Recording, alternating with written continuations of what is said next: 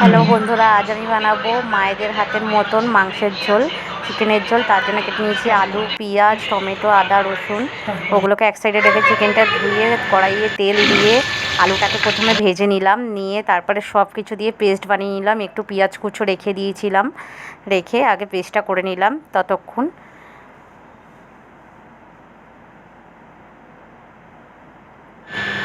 তারপরে কড়াইতে তেজপাতা, সরষের তেল দিয়ে তেজপাতা দিয়ে পেঁয়াজ কুচি দিয়ে পেস্টটাকে ঢেলে দিলাম, দিয়ে হলুদ দিলাম, নুন দিলাম, জিরে গুঁড়ো দিলাম, একটু ধনে গুঁড়ো দিলাম, একটু লঙ্কা গুঁড়ো দিলাম, আর একটু কাশ্মীরি লঙ্কার গুঁড়ো দিলাম। ওটাকে ভালো করে মশলাটাকে কষালাম। কষানো হয়ে গেলে চিকেনটা দিয়ে দিলাম। চিকেন দিয়ে দেওয়ার পরে চিকেনটাকে নেড়ে ছেড়ে একটু ভালো করে কষিয়ে নিলাম।